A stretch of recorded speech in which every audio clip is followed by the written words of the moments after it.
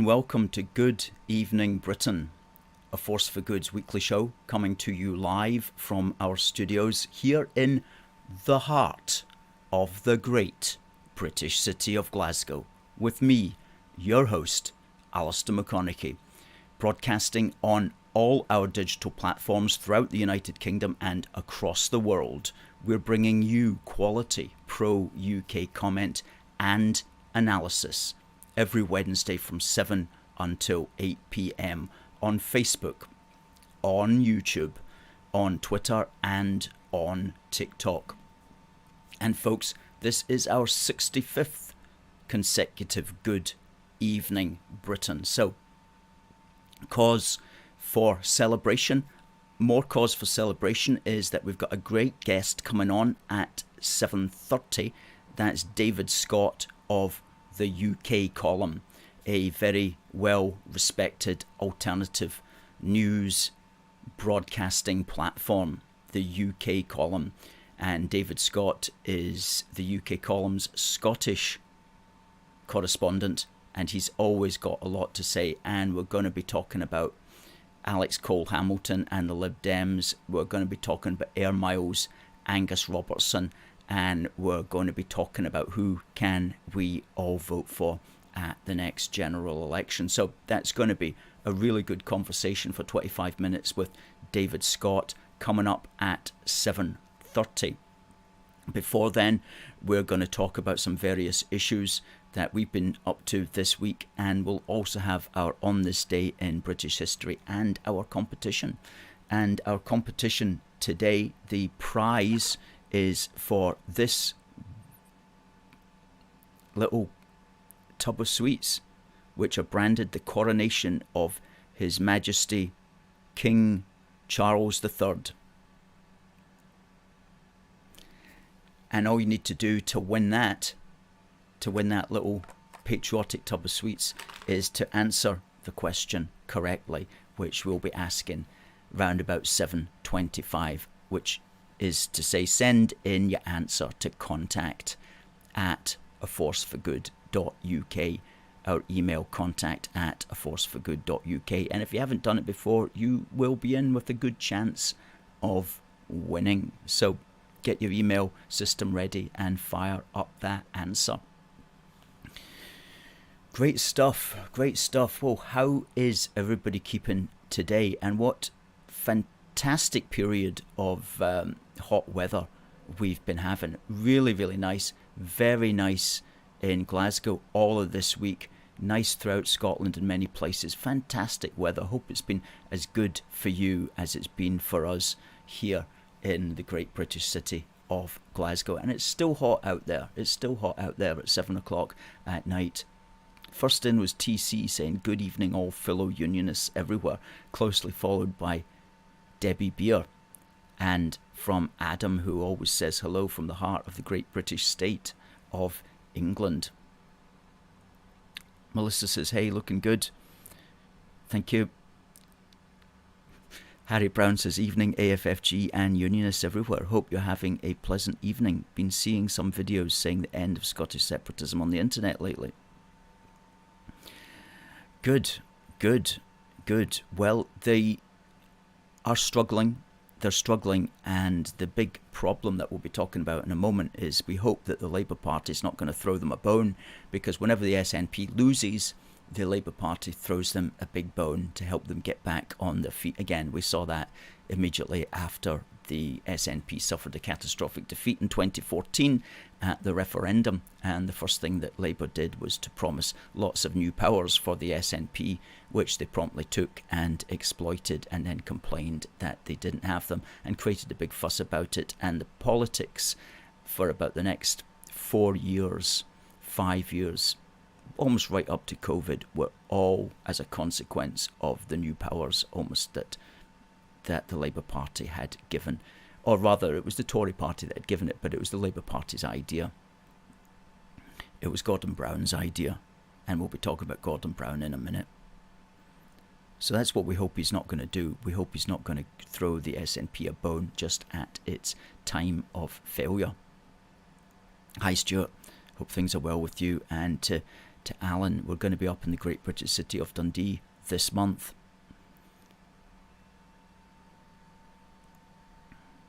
Hi, Kat.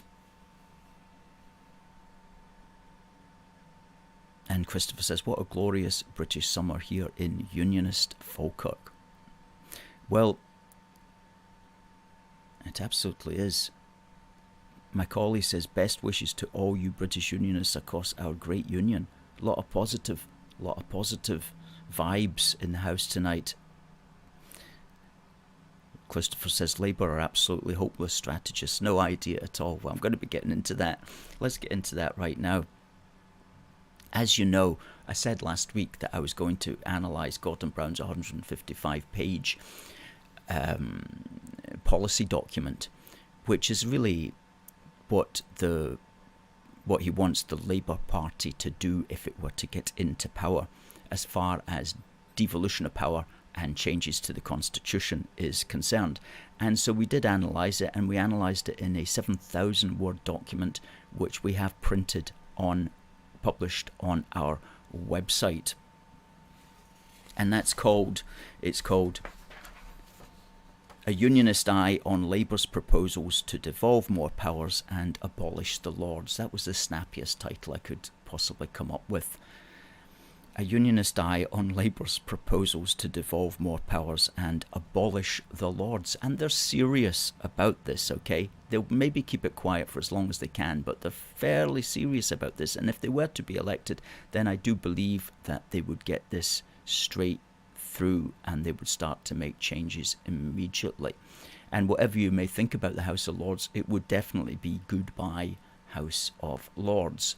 And hello, an assembly of the nations and regions, the nations being Scotland, Wales and Northern Ireland, and the regions being 9 regions in England. And it would be a body of about 200 people who would be elected by a means still to be decided. They would be able to become ministers of the cabinet in the way that Lords are not encouraged to do at present. And they would each be representing their nations or their regions in very explicit ways. So, in other words, it would be somewhat of a separatist talking shop, but also a shouting and arguing platform for everybody to see, to try to make gains for themselves by seeing how they could defend their region or their nation against whoever happened to be the government of the day in the House of Commons. So really just setting up another arguing platform, another separatist platform in many ways as well, which is completely absurd when you think about it, because at the moment the SNP boycott the House of Lords. They don't even have a voice in the House of Lords. But what Gordon Brown wants to do is to abolish the House of Lords and have an elected chamber where the SNP would and Plaid Cymru would no doubt get quite a few assembly members into. And so just another platform for them to cause mischief. How is that benefiting anybody? What that is doing is it's going to give the SNP another platform, and just at the moment when they're failing, he's rescuing them and saying, come in, we've got a ready-made benches and comfy seats here for you in this new assembly here in Westminster. So we looked at that in our article here. Well, it's not an article, it's actually a study. Let's scroll to the top of it. A Unionist Eye on Labour's Proposals to Devolve More Powers and Abolish the Lords. And what we've done here is we've put it into chapter headings where we look at what's the fundamental premises of the report. We look more in depth at the second chamber. We look at the recommendations of the report, and we give our 7 conclusions. And we say it's time to respect the unionist mandate. It's time to respect the union settlement. You know, this Brown's document is full of his phrase, the devolution settlement. Well, what about the union settlement? How about hearing about the union settlement for a change? How about hearing about what the majority of us want? Okay, we have a union settlement and we have a union mandate also. So let's be hearing that. And of course, in order to be constructive, in Appendix 1 here, we say what we propose instead. And we looked at some of the things that we proposed instead last week, and we expand upon them here. And then we look in depth, 10 reasons why an Assembly of the Nations and Regions is a bad idea for the UK and bad for the Labour Party too, because it's not going to do them any good whatsoever. And then Appendix 3, we're talking about a phrase that Gordon Brown's come up with, and he seems to be very proud of, called shared government. But as we say, shared government isn't necessarily a shared unitary government. After all, we used to have shared government with the EU. So we're just cautioning our people to remember that shared government is not actually a unionist phrase or a unitary idea. But anyway, we make it all very clear here. We make it all very clear. And I just want to quickly run down to the bottom. There's our 7 conclusions summarised. 1, the union has a right to protect itself. We have a union mandate. We have a union settlement. Number 2, their plans to safeguard devolution are unnecessary and risk dissolving the union. Because what he wants to do, can you believe this? What he wants to do is to ensure that the second chamber, his new assembly, has a special power which enables it to prevent the government of the day from affecting a devolutionary bill or a devolutionary law or a devolutionary power in any way. If the government of the day wants to effect a change at Holyrood, then it has to get it past the assembly, his new Assembly of the Nations and Regions, and that it will almost not fail to do, because it will be in the interests of the Assembly to oppose the government of the day. For example, if there's a Tory government, there's going to probably be sufficient SNP, Labour, Lib Dem and Green people in the upper house, as it were, to prevent any kind of change. So, looking at what happened earlier this year with the Gender Recognition Reform Bill, okay, Alistair Jack was able to stop that very easily by just saying you're not doing it. What Gordon Brown wants to do is to prevent that situation ever being able to happen again. How is that possibly a unionist idea? And so British governments of any stripe are going to be very reluctant to touch devolution in any way, even if a devolved chamber is causing problems for the rest of the United Kingdom. The British government of the day is going to be very reluctant to touch that, because it's going to have a fight, not with the devolved parliament, but it's going to have a fight with the upper house. And who's going to want that? So they're just going to let the devolution problem, in the particular circumstance that might have arisen, they're just going to let it fester, because they're not going to want a big fight with the upper house.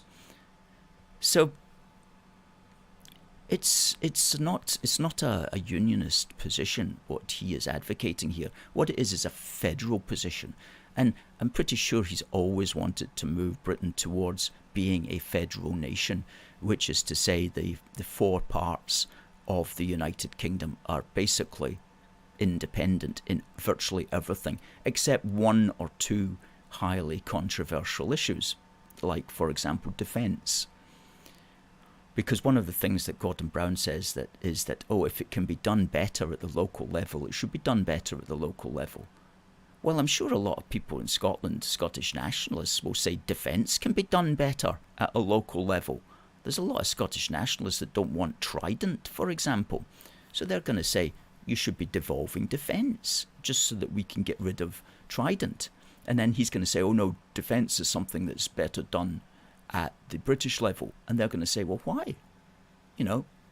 So, as I said last week, how close is close for these sorts of matters? And especially when you live on a small island, How close is close? It's always very close. It's always very close issues throughout the United Kingdom. This isn't like the United States of America, where if you want to go for a night out, you have to like travel for 2 days through the desert. You know, it's not like that. This is Britain. And I'm not joking when I say that about America. I lived there for a little while, and it was like, if you fancied contemplating a night out, it was like, you know, a 9-hour return journey. And that was just to get to the nearest restaurant.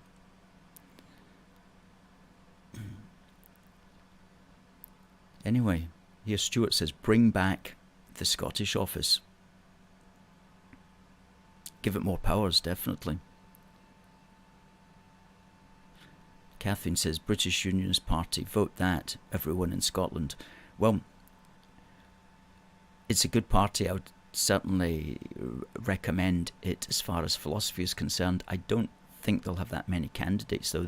I don't know. They might just be standing in 2 or 3 seats. Alan says, Gordon Brown really needs to take a step back now, doesn't he just? My concern is that the Labour Party look on him as some sort of great Maimonides, you know, some kind of great Moses of the Labour Party.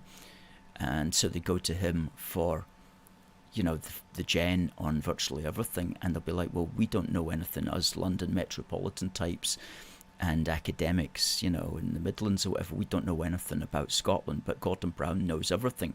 So they'll just listen to what he's got to say, and they will simply just soak it up. Soak it up. They actually had, and as I say, they are serious about this, because they had a rally, so-called, in the Central Hall in Edinburgh last Thursday, and we've got a picture of it here. And they got a few folk there, certainly. And you could listen to Andy Burnham talking about local government in Manchester, if that was your bag. And they also had a woman mayor from somewhere in Englandshire talking about, I don't know, something about local government, which must have been scintillating, really. It must have been amazing stuff. Anyway, all these people there sitting, listening to it. I'm presuming they're maybe local Labour Party members or members of the press or whatever. Anyway, okay. So they're serious. They're serious about this. And by the way, we're not getting a referendum on it either. That's clear in the report. He actually said all of this can be done very quickly, and he said it can all be done within the first, within the period of a Labour Party government, whether that's 4 years or 5 years. And there's no need, in their considered opinion, there's no need for a referendum on any of this. In other words, they're just going to say, we put it in our manifesto and you voted for us, so that's a mandate for us to do it. And in a sense, they'll be able to justify that, because I'm afraid that's the way it works. Ryan says, the Parliamentary Labour Party are responsible for the constitutional instability with which the United Kingdom presently finds itself. I'm afraid you're right, Ryan. Christopher says, this penchant for devolution is the wrong way to go. It was from the very beginning. The time is now to cut it back. And that Brown is the only Labourite who has any ideas about Scotland. The trouble is, they are the wrong ideas. Salmon, sturgeon, brown trout, something fishy, says Stuart. And you know, Gordon Brown does have the wrong ideas. He reminds me like some of these, you know, the socialist types who say, oh, socialism's never been tried before. It's never worked. The reason it's never worked is it's never been done properly. And Brown takes that attitude and he applies it to devolution. Oh, the reason devolution doesn't work is because it's never been done properly. And I've written down here on my piece of paper exactly how it's all going to work. So all we need to do is just come into power and make a law to pass all of this, and it will work. You know, he doesn't seem to realise that's not how politics works at all. The finest laid plans of mice and men and all that. And here is Tom Harris, who who was a very sensible Labour MP here in Glasgow. He's no longer an MP, writing here in the Telegraph of the 31st of May, says, "Devolution has been a disaster, yet Labour still hungers for more." That's well put. And as he says here, the subsequent talking about devolution and the near wipe out of the Unionist parties at the 2015 general election. I was talking about that. That was immediately after the SNP had lost at 2014. They should have been way down. They should have been way down and struggling and torn and lost. But Gordon Brown had given them a nice bouncy bed to jump back on with the promise of more powers and the vow, and that immediately just sent them rocketing back up the charts again. He says, after the 2015 general election proved the sceptic's case matters not a jot to believers in the one true religion of devolution. The one true religion of devolution. And another thing that the Labour Party always do as well is, in order to promote this devolution, they'll always talk about how awful the UK is.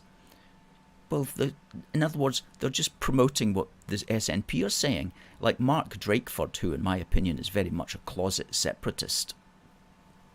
He just didn't see a career with Plaid Cymru. He thought he could get into the Labour Party instead. And he essentially is a closet separatist. But Drakeford is, quote, leading the charge for a radical facelift to the UK constitution. That's what we're talking about here, Gordon Brown's ideas.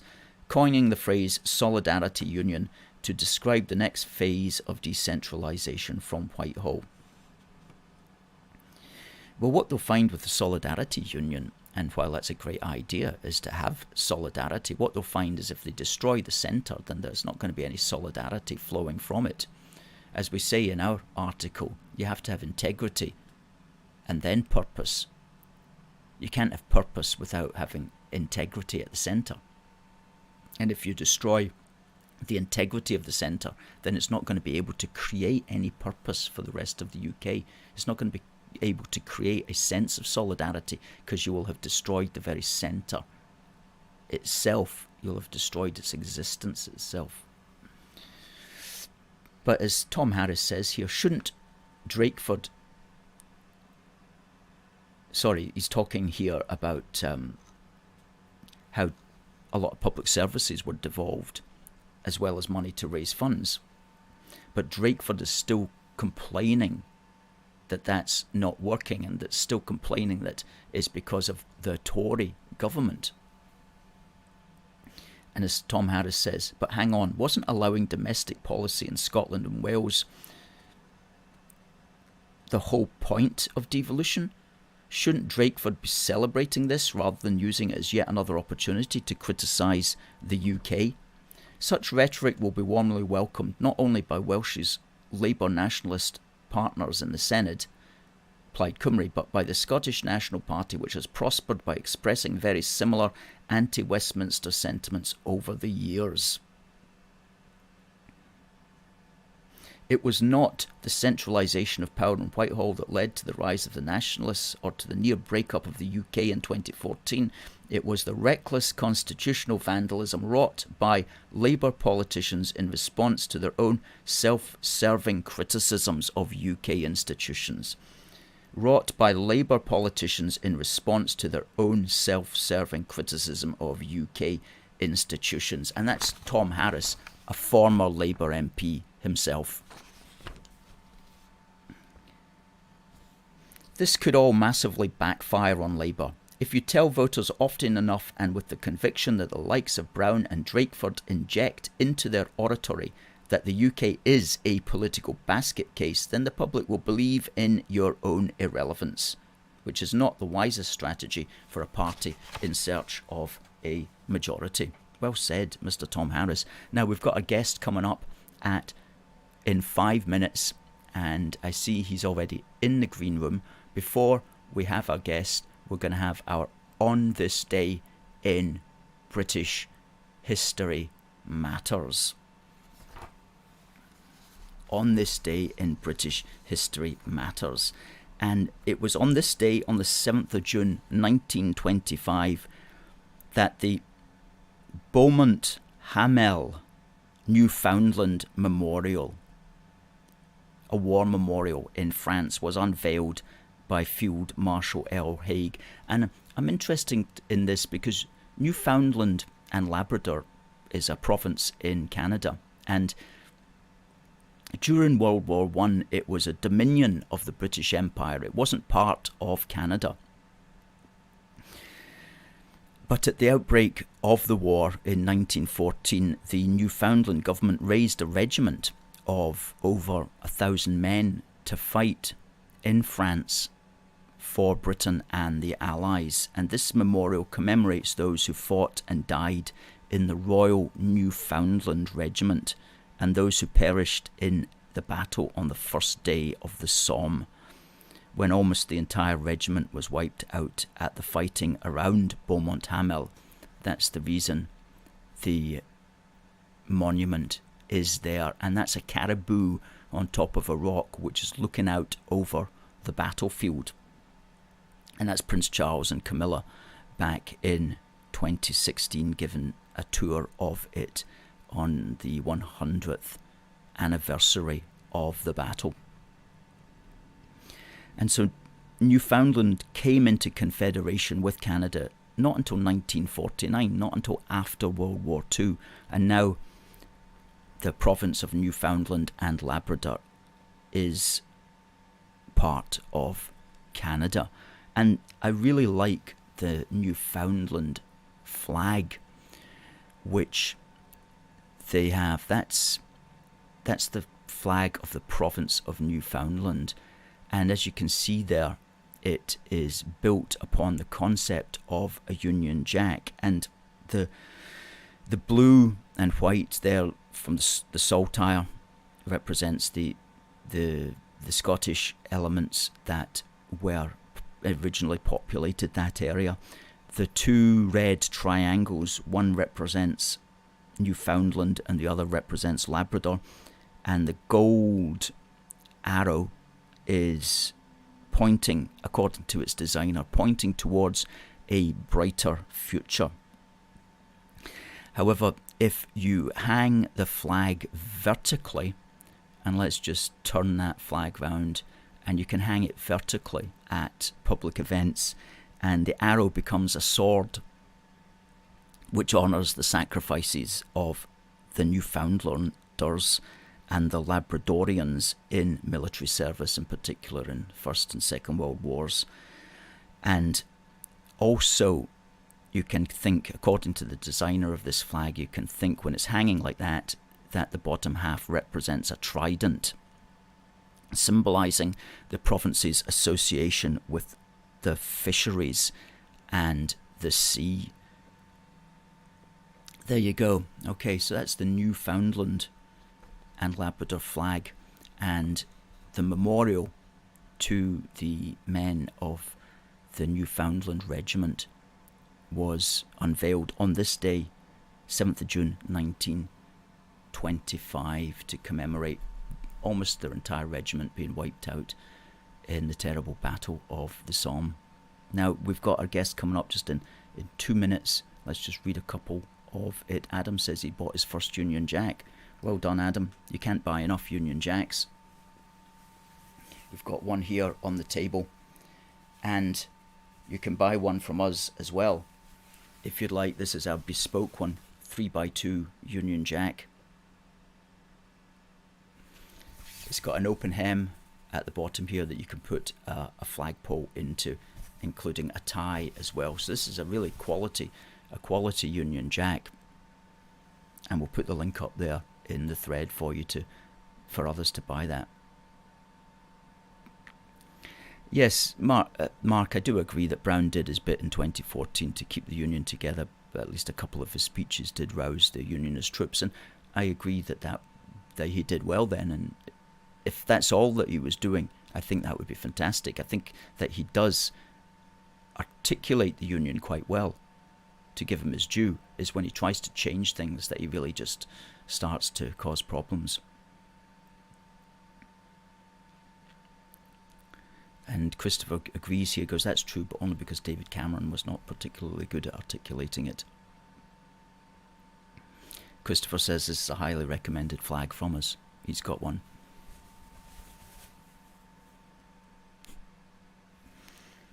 Okay, folks, we've got our competition. The winner will get this tub of sweeties. Now what to do is send your answer to contact@aforceforgood.uk, and if you have not entered before, you're in with a very good chance of winning. And the question is today, a war memorial was unveiled in 1925 for the men who perished from which Canadian province? From which Canadian province is the war memorial that was unveiled today representing? Okay, which Canadian province?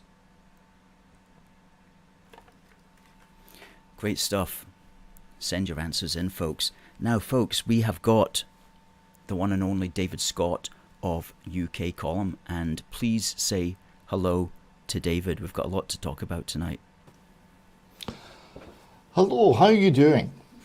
Very well, David. Very well, thank you. And thanks for coming in. As always, I know that you're a firm favourite of the viewers here, especially because of your insight into Scottish political matters. And you're the Scottish correspondent for the alternative news channel UK Column. Would you call it alternative news or maybe truthful news? I don't know. Maybe alternative's not the best. How do you like to describe it? We're always we're labelled alternative media by what we would call maybe the legacy media, or increasingly the Vichy media.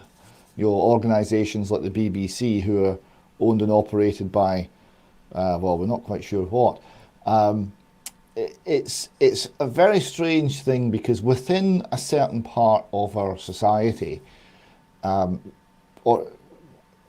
organisations like UK Column, small though we are, have a very are kind of treasured, and we go along occasionally to marches and things. There's a big one in London against the COVID lockdown, and the whole UK Column team went along to it, and we just spent like 4 hours hugging people.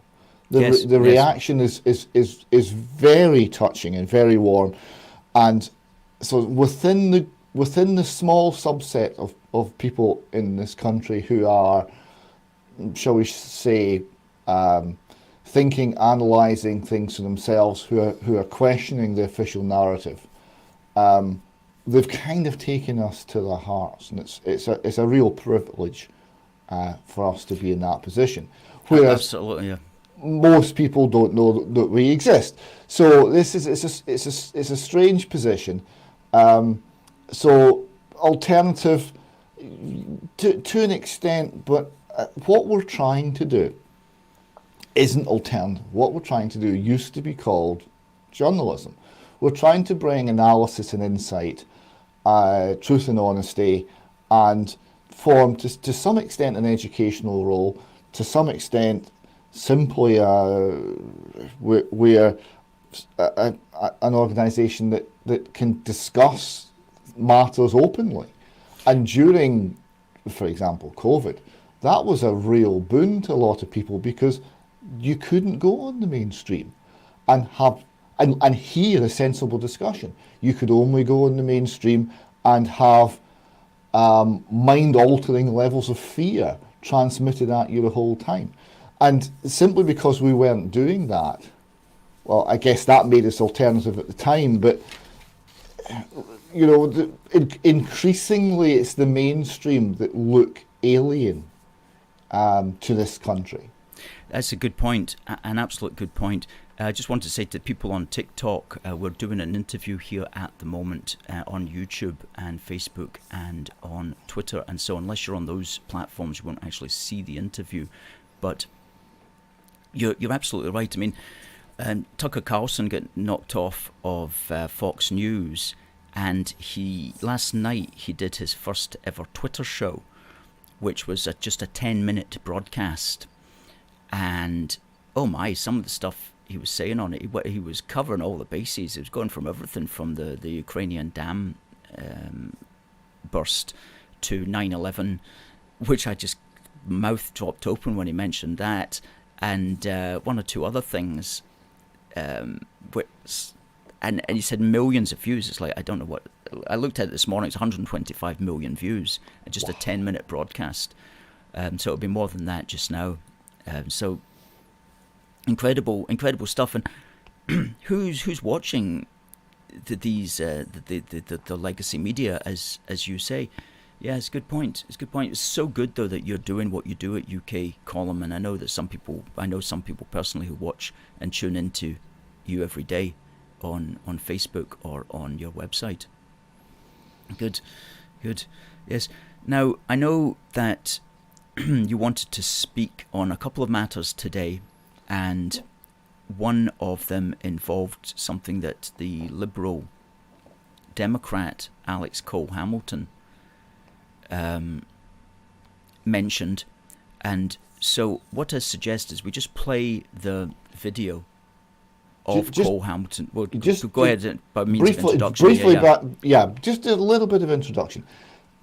This was greeted in a very strange way. Right? I'll just quote from the National because someone's got it. A petition has been launched calling on the leader of the Scottish Liberal Dems to resign after he said Scotland, quote, can never and should never exist again, end quote. Now, this was one of the most egregious examples of lying from the National, because that is not what he said. What he said was far more interesting, and that's what I'd like to discuss with you tonight. So, yeah, if you could play the clip, we'll pick it up from there.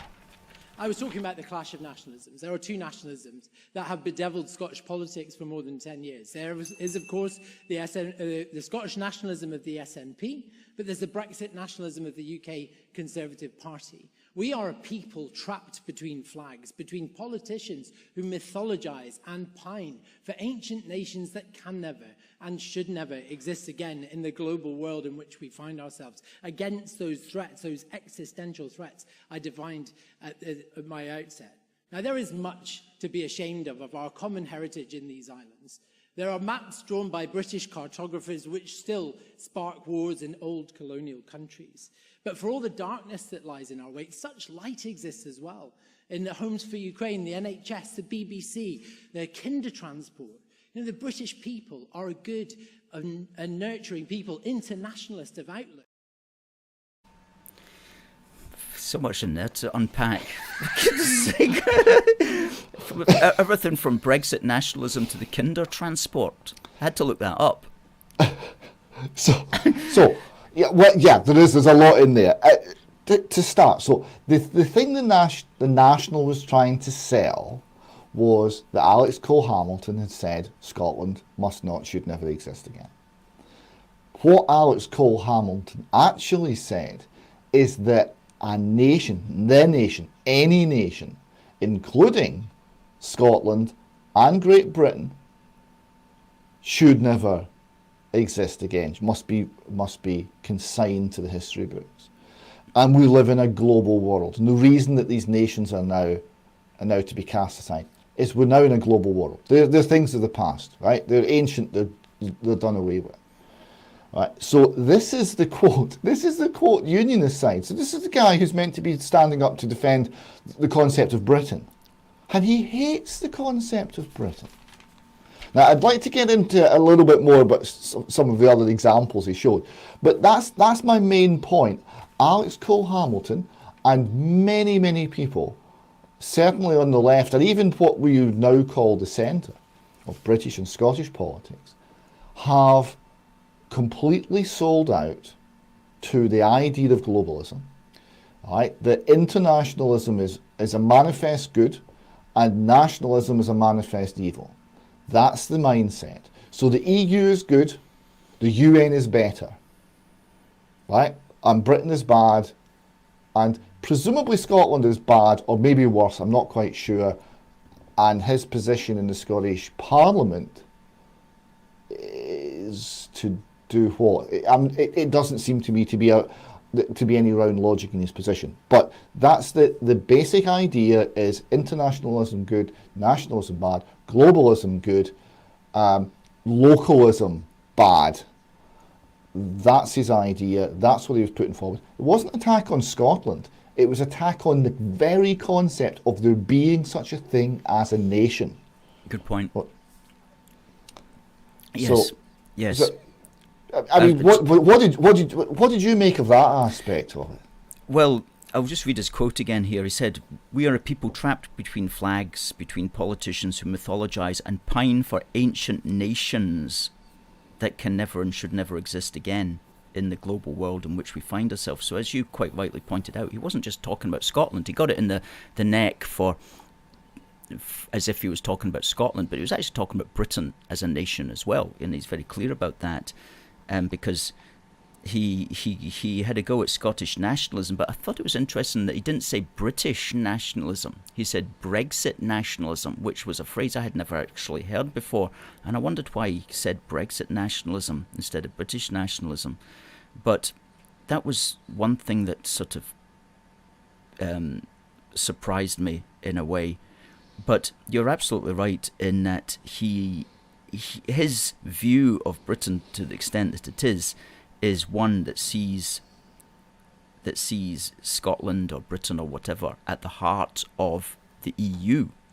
So he's putting the EU as the goal, as the noble shining light at the end of the road that they're trying to reach, not Scotland or Britain. And I thought he was wrong.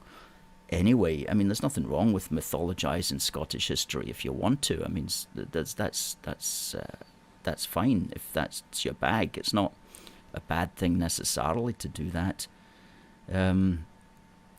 But it's all about globalism, and that's the same.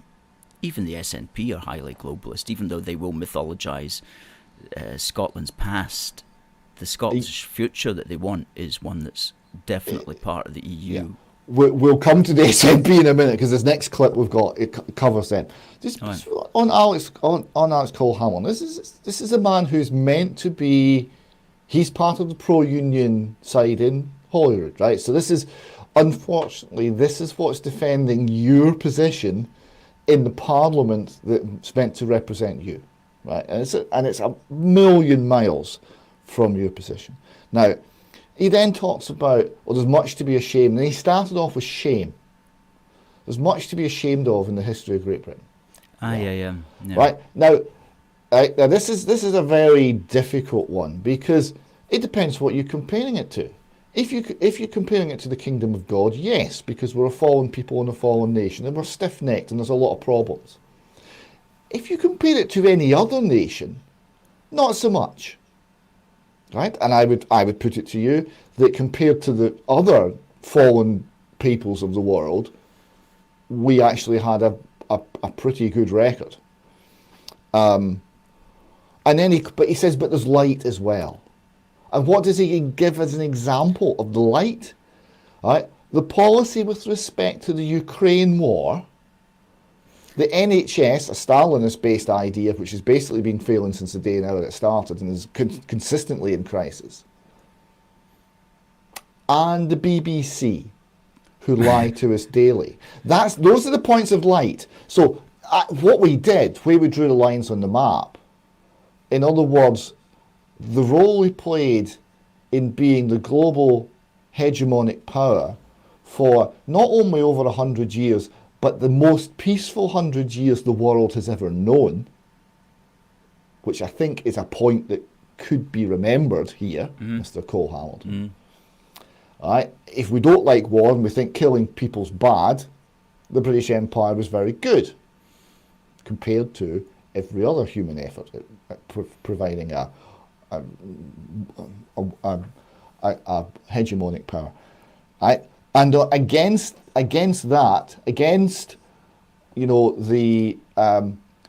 decades-long campaign to end slavery, the ensuring freedom of the seas, ensuring free trade, bringing law, bringing the idea of equality before the law, and bringing the idea of discussion and not brutality to many, many parts of the world. Against that, which he likens as darkness, on the positive side, we've got the BBC, the promotion of the Ukraine war, and the NHS. So you see the intellectual bankruptcy of the position. This is what happens if you sell out intellectually. No, sell out's wrong. That's unfair to Mr. Cole Hamilton. I don't think he's sold out. If you're intellectually crushed, demolished, subdued by lies, if you don't have the patient's integrity, guts, insight, discernment, I don't know what, all of that, I suspect, to stand up against the lies and take them on. If you think, well, I'll go along with the lies because everyone believes the lies, so I'll surrender to the lies. I'm now on the side of the masses. And I believe all these things, even though they're not true. You're left intellectually bereft, and you cannot form a coherent argument, because that was not a coherent argument. No, I didn't find it a convincing argument whatsoever. Apparently, the Lib Dems actually did win the debate. But then again, he was against Alex Salmond, so I don't know what the quality of the debate was like. But yes, it's not an intellectual argument. It's not somebody you would want to put forward and say this is the man that's going to make the case for Britain, as it were. Exactly so. And also wearing a kilt, quite frankly, I thought that was trying too hard. And it wasn't fitting him properly either. It was like below the knees and everything. It just looked terrible. Yeah. The whole thing was just like, oh my goodness me, don't do that again. So that's the quote Unionist side. And for balance, right? Because like the BBC, I've also got a clip from the nationalist side, which in its own way is every bit as extreme. This is Angus Air Miles Robertson. Some nicknames just work. So Angus Air Miles Robertson talking about what it is to be a Scot. So it's the same area, but it's a different aspect, but we're still talking about the nature of being in a nation, what it is to be a member of a nation. Right? So for Alex Cole Hamilton, it's a shameful thing that has to be consigned to the past. Right, so here we've got the allegedly nationalist party, and we all know there's no such thing, they're an internationalist party, the SNP. Grandee now of the SNP, although he wouldn't run for leadership, probably quite wisely, talking about the Scottish diaspora and what it is to be a member of the Scots diaspora. Okay. Somebody who lived abroad myself for a decade, I understand the pull of home and desire to celebrate and gather with other like-minded diaspora Scots. And this is why we've decided to expand our approach to adopt a broad and inclusive definition of diaspora. We want to strengthen and expand Scotland's links, not only with those of Scottish heritage, but also to include people who've lived in Scotland for any reason. This includes alumni of Scotland's world-leading educational institutions, those who lived and worked in Scotland, including our fellow Europeans who came here under European Union freedom of movement and contributed so much to our country. And Scotland's relationship with Europe remains strong. The Caledonian Society of France celebrated its centenary in 2022. There's a Scotland hub at the University of Mainz promoting Scottish culture. Diaspora and community is one of the priority areas in the Ireland-Scotland Joint Bilateral Review. And beyond that, we will reach out to those with a professional, a business, cultural or other links to Scotland, our affinity diaspora. Expanding our definition of diaspora means that we must work across many geographies. Tens of thousands of students from China, from India, from Nigeria, the United States and many other countries besides, over 82,000 of them alone in 2021-22 benefit from Scotland's world-class universities. For crying out loud! That's. I'm just making some notes there. That's that's broadening the definition, as he said, quote unquote, broadening the definition to virtually the entire world. To the entire world, right? So if you're sitting in Nairobi, but you have once ordered online and purchased a Tunnocks tea cake, you are part of the Scots diaspora. If you've been the low cost mini break to Inverness, you're part of the Scots diaspora. If you've been in a stag night in Edinburgh, you're part of the Scots diaspora. Where does he draw the line? There is no line. Now, if you're English, the English people who have come up on holiday and then gone back, they're not part of the diaspora. It's the Chinese, the 82,000 Chinese last year who at the university. I mean, he doesn't. He's part of the SNP. So frankly, you know how the Faulty Towers don't mention the war. The SNPs don't mention the English because this is a difficult area. They're not really comfortable with the concept of the English. So yeah, he chooses Africans and Chinese as the examples, but the logical extension is everyone in England who comes for a holiday in Scotland. They've now lived in Scotland, yeah, because he doesn't give there's no timeline, there's no minimum period. So that's part of the Scottish diaspora. Anyone essentially who identifies, this is like the trans ideology, anyone who identifies as a Scot becomes a Scot. Mm-hmm. Just yes. Anyone who identifies as a woman becomes a woman. And what this is an attack on the very identity of what it is to be a Scot. And this it destroys the very thing he's allegedly speaking to raise up. And he's doing this, again, it's the same sellout, it's the same intellectual sellout. It's the same surrender to false ideas, essentially cultural Marxist ideas. One of the things they have to do is destroy the nation. Another one, and a related one, is to destroy the family. And another related one is to destroy the church. So you can't believe in anything, and you can't identify with anything in a real way that matters, but you identify with everything in a funny way that doesn't matter. Mm-hmm. That's fake, that's false, that's empty.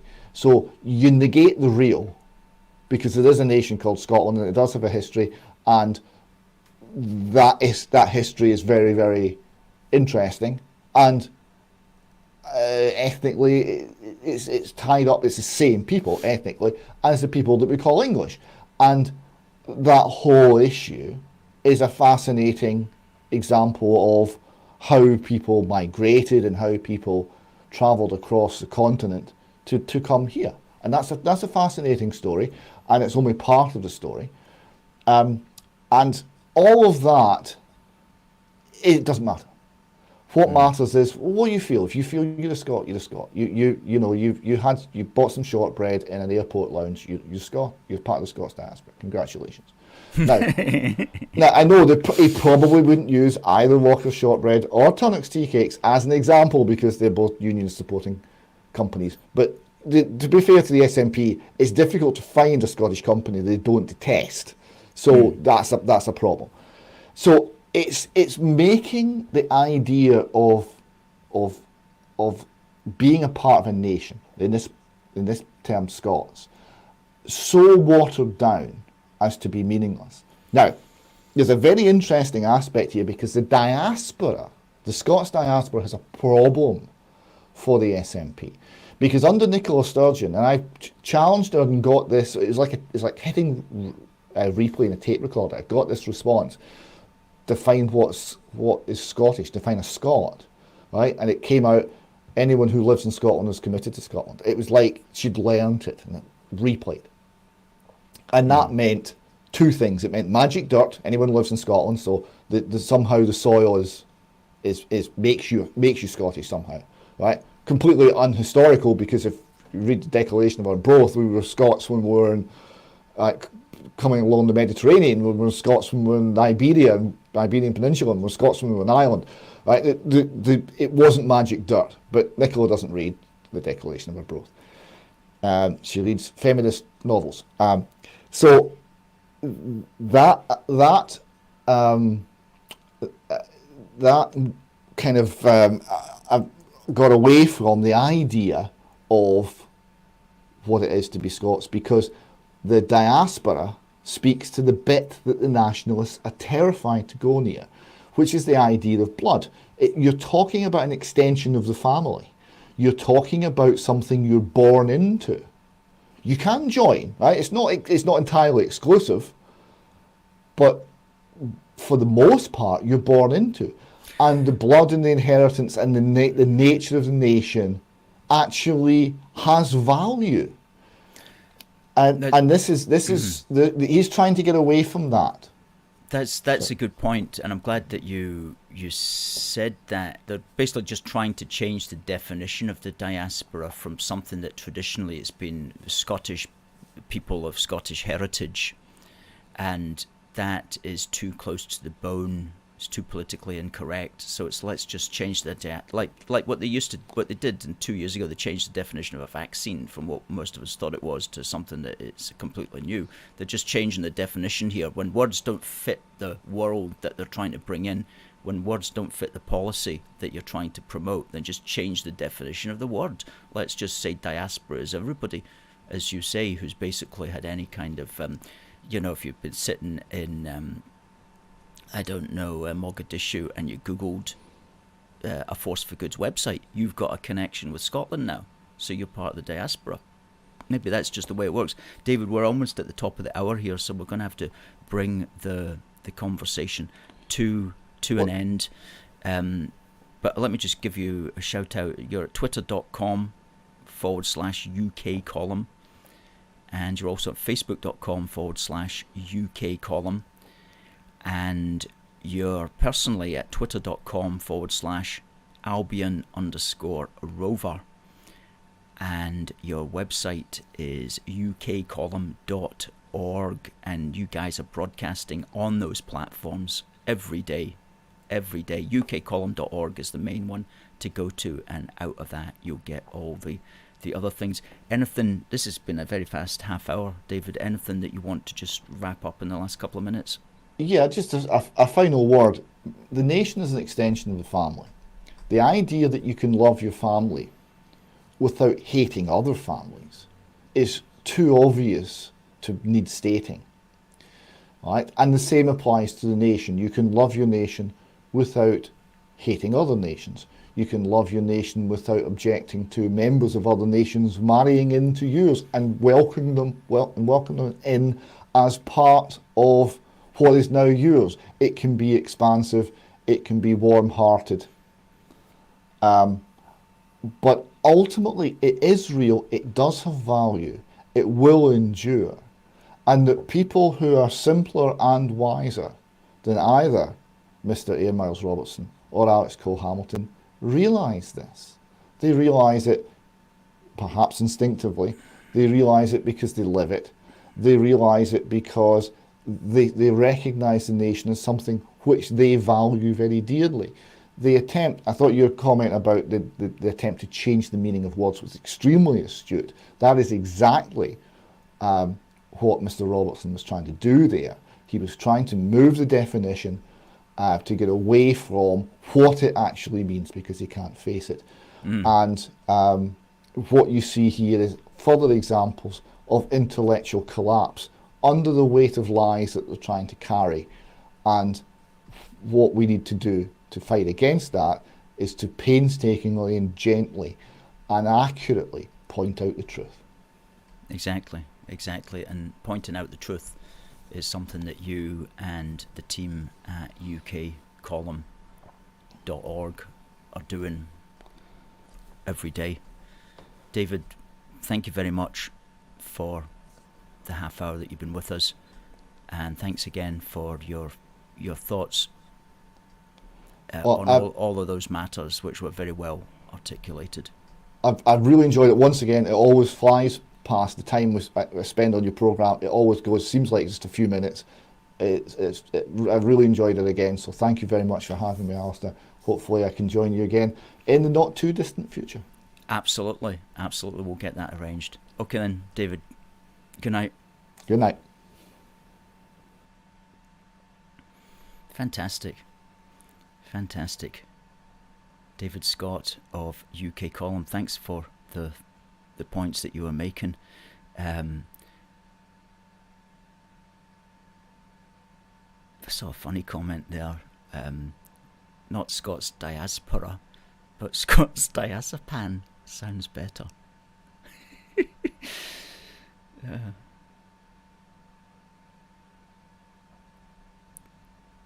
Ken says, fascinating insights as always.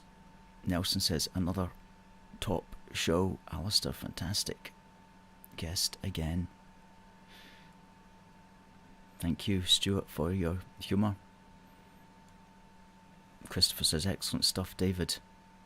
As does Catherine. Now, I'm afraid we don't have a winner this week. It's easy to enter the show, folks. If you haven't done it before, all you have to do is just send an email to contact@aforceforgood.uk and you get this straight to you. But no winner this week. No problemo. We'll try again next week. And good. Well, we'll be back. Next week we've got a guest. It's Liz Phillips, who is organising a conference in Wales called The Great Resist, and she'll be telling us all about that next week. So looking forward to hearing what she's got to say about that. Folks watching on TikTok, you don't get to see the interview, unfortunately. You only see that on YouTube and Facebook and Twitter. But it just remains for me to say thanks, folks, for all your comments. It's always great to see you. We'll see you next week. And so, just remains for me to say God bless the United Kingdom and God save the King. See you next time.